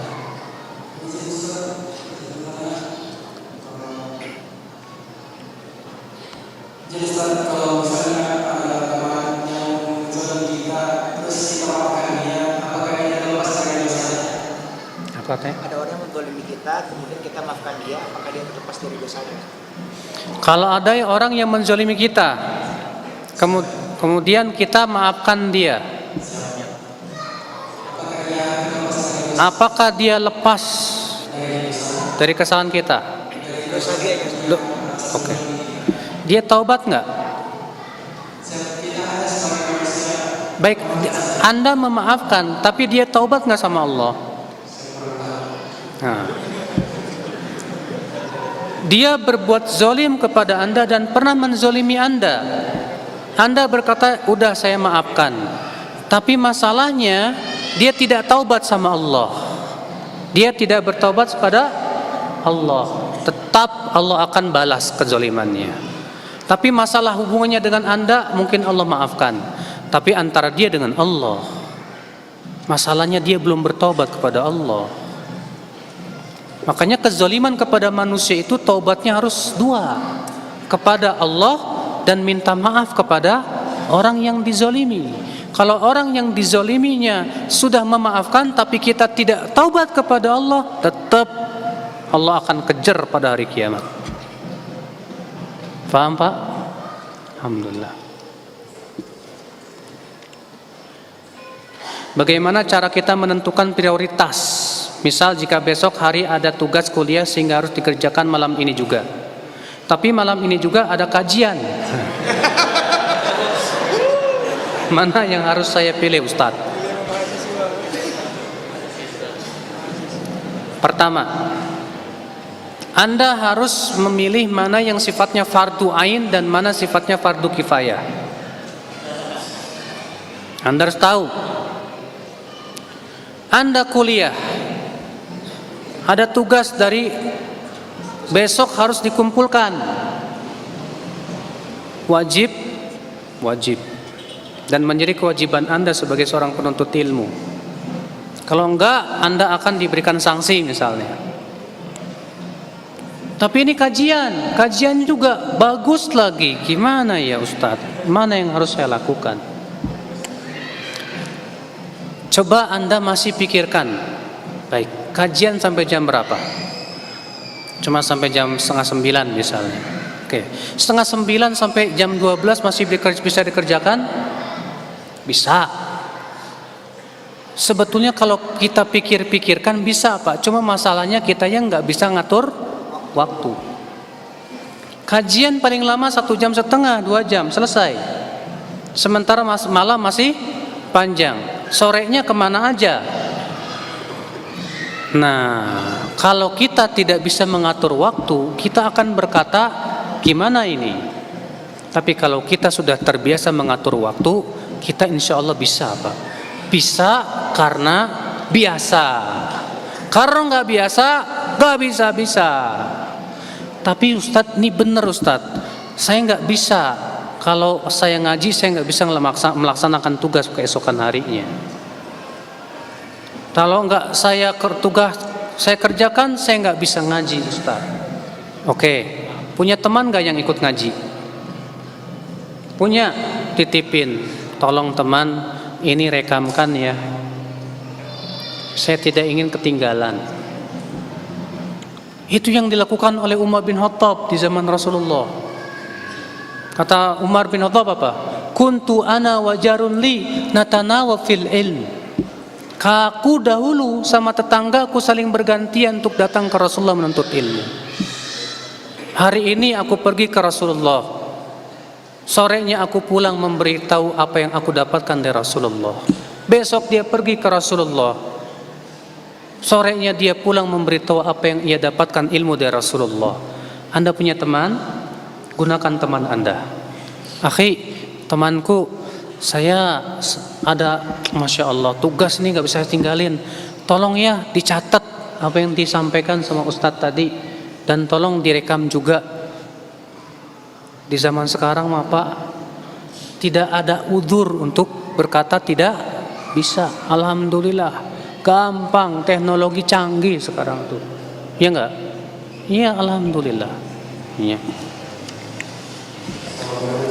Waalaikumsalam warahmatullahi.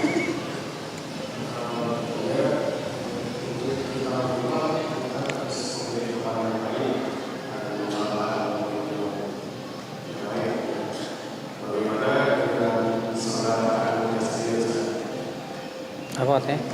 Jadi dia mau cari teman yang baik Ustaz, tapi kadang-kadang banyak orang yang melupakan saudara kandungnya sendiri. Bagaimana dengan saudara kandungnya sendiri? Pengen dapat teman.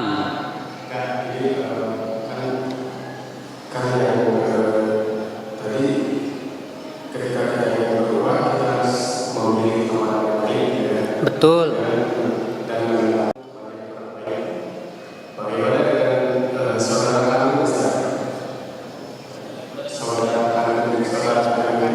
Saudara kandung hubungannya dengan teman apa?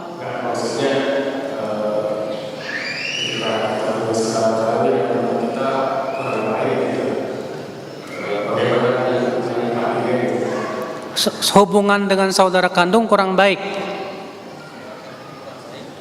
Saudara kandungnya kurang baik. Oh. Itu aja. Oke. Satu dulu. Dengarkan, ada sebuah hadis yang sahih dari Imam Abu Daud dan yang lain, Imam Ahmad juga. Ada seorang laki-laki datang ke Rasulullah dan berkata, "Ya Rasulullah, inna li qariban asiluhu wa qata'ani." Hai Rasulullah, saya punya karib kerabat, saudara kandung. Saya menyambung silaturahim kepada dia, tapi dia memutuskannya. Saya berbuat baik kepada dia, tapi dia malah berbuat buruk sama saya. Bagaimana ya Rasulullah? Apa kata Rasulullah? In kunta kama qulta faka'annaka tusifuhumul mal. Kalau kamu benar yang kamu ucapkan, seakan-akan kamu menaburkan debu panas ke wajahnya, dan Allah akan terus membela kamu selama kamu terus berbuat itu kepada saudaramu. Jadi walaupun saudara kandungmu itu berbuat tidak baik sama kamu, sabarkan dirimu untuk terus berbuat baik kepada dia. Jangan balas air tuba dengan air tuba, tapi balaslah air tuba dengan air susu. Ya enggak? Ya. Dengan kebaikan. Memang berat ya Pak, tapi pahalanya insya Allah apa? Besar. Berikan kebaikan kepada dia. Dia tidak baik sama kamu, kamu berusaha tetap berbuat baik kepada dia. Iya. Paham? Baik.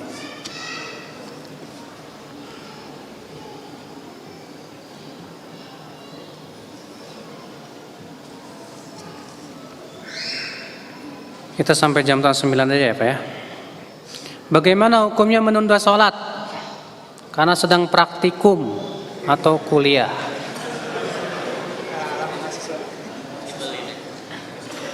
Tahu nggak? Kalau kamu sedang praktikum, karena ada kesusahan dan kesulitan praktikum ini, boleh kamu menjamak 2 sholat. Misalnya praktikumnya sampai asar, dari jam 10 sampai asar, baru selesai asar, gak masalah, kamu undurkan waktu zuhurnya di waktu asar, jamak takhir, gak masalah. Islam itu mudah. Ad-dinu yusrun, kata Rasulullah. Dan menjamak 2 sholat bukan hanya berlaku untuk musafir, tapi juga orang yang mukim boleh menjamak. Ibnu Abbas berkata, Rasulullah SAW pernah menjamak sholat zuhur dan asar di kota Madinah dengan tanpa rasa takut dan tanpa hujan. Ditanya kepada Ibnu Abbas, kenapa Ibnu Abbas? Kata Ibnu Abbas apa? Li'alla yuharrij ummatahu, supaya tidak menyusahkan umatnya. Kata para ulama apa? Ini menunjukkan bahwa boleh menjamak dua sholat di saat ada kesulitan. Maka kalau sedang praktikum, karena memang sedang sibuk, nggak apa-apa jamak. Ya. Tapi kalau lagi kuliah, jam 12 udah adzan di masjid kuliah. Tapi ini pelajaran sampai jam 1 baru selesai. Boleh nggak saya undur sampai jam 1, nanti setelah jam 1 sholat berjamaah sama teman-teman? Boleh, nggak apa-apa. Nggak masalah, Pak. Dan itu yang difatwakan oleh para ulama. Hatta saya waktu kuliah di Madinah begitu juga. Ya, kami keluar jam 1, jam 12 sudah adzan di masjid kuliah. Tapi di kelas terus belajar. Baru jam 1 selesai, masing-masing di kuliahan sholat berjamaah. Ya, hal seperti itu tidak mengapa ya akhwat Islam. Kenapa? Karena sholat berjamaah di awal waktu itu hukumnya sunnah. Hukumnya apa? Sunnah. Dan sholat berjamaah itu syaratnya tidak harus di masjid. Kalau memang ternyata ada yang lebih penting dari itu berupa menuntut ilmu, nggak apa-apa. Diundur sedikit jam 1, baru kemudian sholat berjamaah, nggak masalah. Kalau memang di sana ada maslahat yang lebih besar, ya enak ya. Kalau punya kaidahnya, punya ilmunya enak. Agama ini mudah jadinya Pak. Tapi kalau nggak punya ilmunya, pas adzan, Pak izin mana? Ke masjid, sholat. Ya. Ini lagi kuliah nih jam. Panggilan Allah lebih baik. Wah, ini orang ekstrim amat. Kenapa nggak punya ilmunya, Mas? Kurang ilmunya. Tapi kalau orang punya ilmunya, oh masya Allah. Begini kaidah-kaidah Islam. Ya. Waalaikumsalam warahmatullahi. Siap.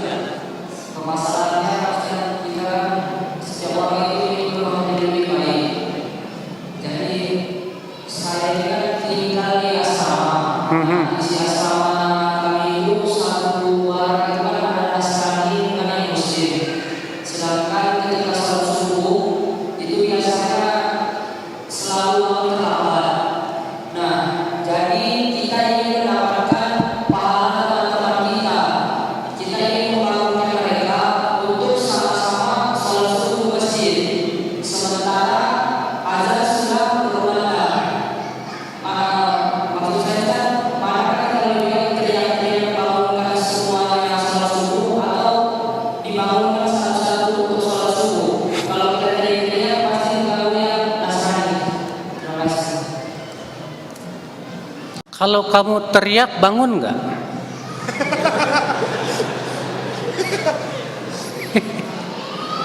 Kalau kamu bangunkan satu-satu, akibatnya kamu terlambat sholat subuh. Mendingan kamu teriak daripada kamu satu-satu terlambat. Iya tidak? Iya. Iya. Karena masalahnya Rasulullah pun pernah melakukan itu. Suatu malam Rasulullah SAW keluar. Beliau bersuara dengan keras kepada para sahabat supaya mereka membangunkan sholat untuk sholat malam lagi. Iya. Hadisnya sahih diriwayatkan Imam Al-Hakim seingat saya, dan sahih oleh Syekh Al-Albani rahimahullah. Gak masalah kalau antum sholat, bangun, sholat, gak masalah. Lewat kamar, sholat, assalamualaikum, sholat. Iya, lewat kamar, assalamualaikum, sholat, langsung pergi ke masjid. Daripada kamu satu-satu, sholat. Tahu udah komat sono. Sampai masjid, lah udah selesai. Akhirnya kamu kehilangan keutamaan yang lebih besar. Kalau masalah yang Apa? Nasrani. Ada teman Nasrani sebarang Ustaz. Kalau orang Nasrani dibangunin, maksudnya gitu? kalau kita lihat otomatis Mengganggu Ustaz. Mengganggu. Ada peraturannya nggak boleh? Nggak ada. Alhamdulillah. Kalau nggak ada peraturannya, alhamdulillah. Udah teriak aja lah, bismillah.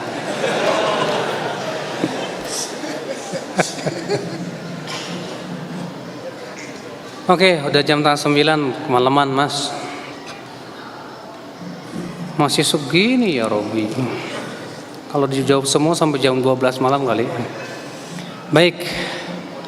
Kata Ibnu Abbas, orang yang menjawab setiap pertanyaan itu orang gila. Saya bukan orang gila. Ya, tidak setiap pertanyaan harus dijawab, Mas. Ya. Karena juga ini sudah malam, kita juga harus istirahat. Ya. Insya Allah kalau kita ada kesempatan ketemu lagi biidznillah. Billahi taufik, subhanakallah bihamdik, asyhadu an la ilaha illa anta astaghfiruka wa atubu ilaik. Wassalamualaikum warahmatullahi wabarakatuh.